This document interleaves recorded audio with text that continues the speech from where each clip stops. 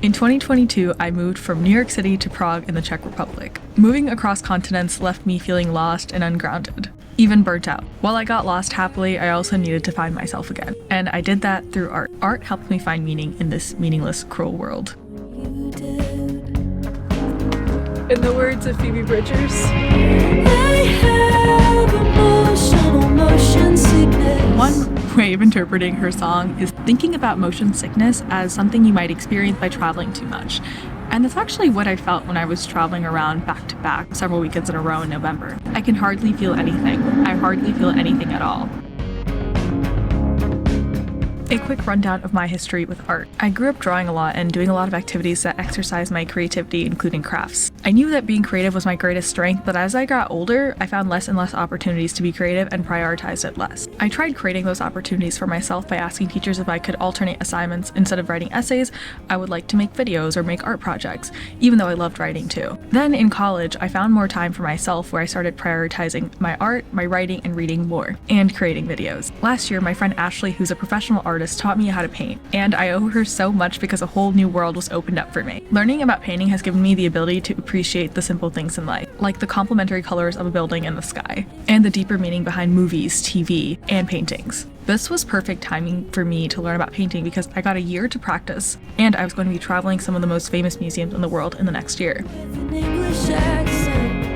These are some of the paintings that left a mark on me. The Munch Museum in Oslo, Norway. Munch has become one of my new favorite artists, as someone who doesn't know a lot about art history, but I've been feeling encouraged to learn more lately. His paintings in the museums made me feel something, and that's the point of art. I see things now with more emotion and more sympathy. That might be something temporary, but at least it'll be in the back of my mind for a while. His sun paintings are heavenly as well.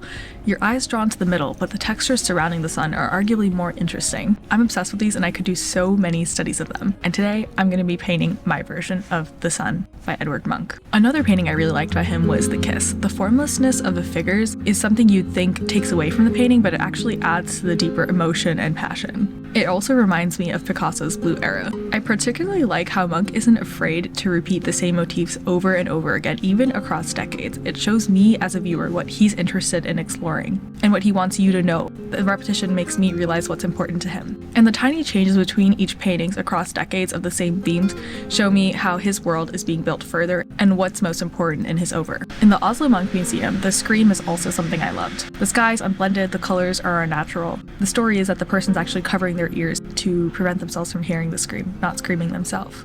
I did a study of this painting because the color palette is gorgeous and I wanted to practice the technique of not blending the sky colors. Monet's unblended clouds always hit different. well, here I am. I wanted to talk a little bit about my experience going to the Munch Museum. With each section there was a little description, and this one description in the alone section said this. Munch shows us that there are many ways to be alone. For him, creating was inherently linked to being alone. In that sense, we can say that each of Munch's pictures is an exercise in loneliness. Like Munch, I see my art is always linked to when I am alone, and lately, for the past couple months, I've been super social, super active in meeting people and hanging out with people because I'm in study abroad and I'm like, I want to make the most of this experience. And for me, making the most of the experience means not being alone. But I realize I've disconnected with that part of myself, the one who loves to make art. And now I want to reconnect with that person.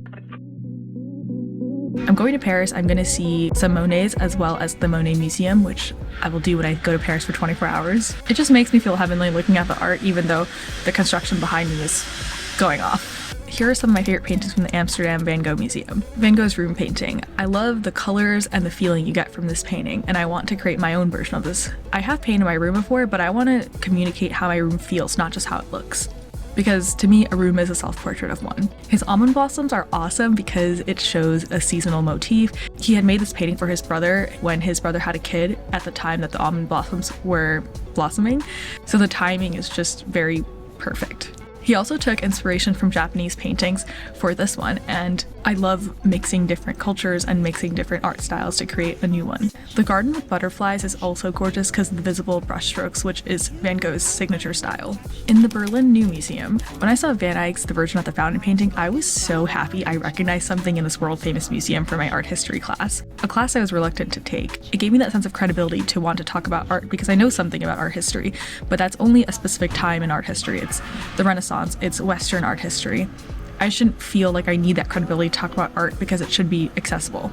Anyone should be able to talk about art without barriers, and if art isn't accessible to the general public, then who is it made for?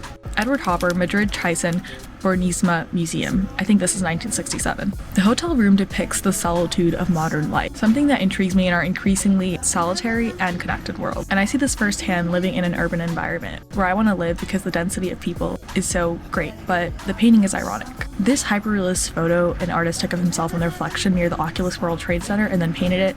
I love this because it's voyeuristic and it shows how we appear to others in the exterior world outside of our homes. The outdoor selfie is a modern cry of authenticity. Look, here's me caught in public, here's me caught on tape, and I'm not even trying. Prague Mucha Museum. The calendars showing seasonal changes are gorgeous with pastel colors and amazing composition. It makes me feel heavenly just looking at the art. Hello, this is Prerna from the future, from the US in the summer. I want to step in and point out how all the artists I drew your attention to were European white men, because those are the people whose work I saw while I went to something like 20 plus museums. The lack of diversity in these museums can steer your perspective and worldview into a pigeonhole, even if you are someone that tries to be a conscious consumer of media. When you only get exposed to a limited type of people, it limits your own worldview, and who wants that? I want to add some different perspectives in here because that's something that's important to me. I want to be the type of person that exposes themselves and other people to different worldviews, so here they are. Because I've seen so many Monets and Munchs, I can easily say I love those artists, but what about the artists that don't get that attention in museums? That doesn't mean they're not as good or great. There are so many more artists who also deserve appreciation. So now I'm going to talk about the works I loved and how they affected me. When I was in Mexico City recently, I saw Frida Kahlo's The Two Fridas. Why was I so excited to see this? Because Frida Kahlo was the complex female character, or her persona was. Like many of her works, the painting shows her complexity and her dual identity as wanting to be dressed in traditional versus contemporary wear. The heart theme, the scissors, the accuracy in depicting her own face. The story of which side of her catered to her husband's specific male gaze versus her own perception of her own beauty. This painting goes hand in hand with the other painting I saw at the MoMA, another self-portrait, when she cut off all her hair after her divorce, again with the themes of changing beauty and her own perceptions of herself. I think self-portraits are so powerful and almost rebellious in a time where women didn't have as many rights as they do now.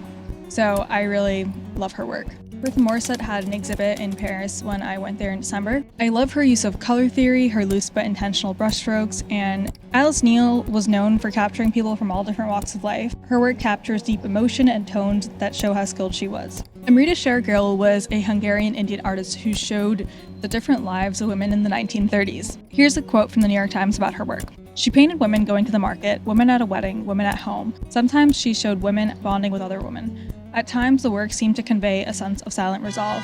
It was a rendering rarely seen in depictions of Indian women at the time, when portrayals tended to cast them as happy and obedient. This melancholic painting, Three Girls, for instance, shows women wearing passive expressions, their solemn brown faces, a contrast to the vibrant reds, greens, and ambers of their clothing. The mood is desperate, as though the women are waiting for something they doubt will ever come along.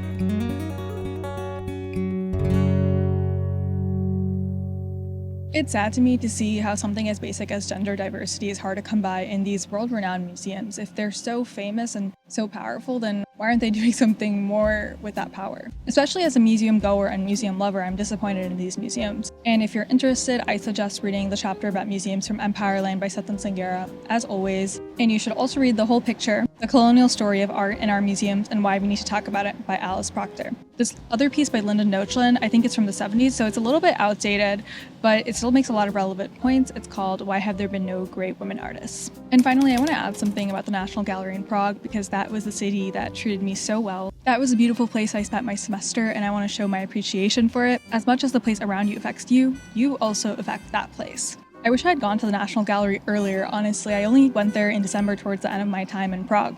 When I was there in December, there was this exhibit about the artist and smoke, especially in regards to self-portraits, which I find endlessly fascinating. This caverna or cafe painting by Bohumil Kubishta was my favorite because it contextualized the role cafes can play in society at that time, about how it can remove class divisions, gender divisions. Cafes have always been a center of modern and urban living. It wasn't just always people like me drinking $7 chai lattes in there. The smoke in this exhibit can represent how artists take the elusive shape of something mysterious and can easily transform.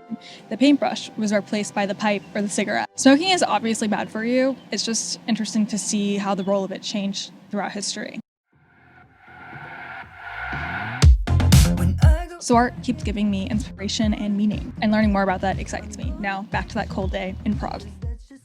I realized that even being tired from traveling for pleasure is something I can't take for granted, because not everyone has the chance to do something like this, and I'm lucky that I got to travel so much this year. The most I've ever traveled in my life so far, but hopefully not the most I'll ever travel in my life in the future. I got to travel to 11 countries, and seeing the world through different artist perspectives makes the trip memorable and meaningful for me.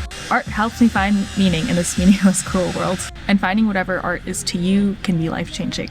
Surely, it was for me. And I'm gonna paint, and I will show you what I'm doing. Alright, let's get this show on the roll now!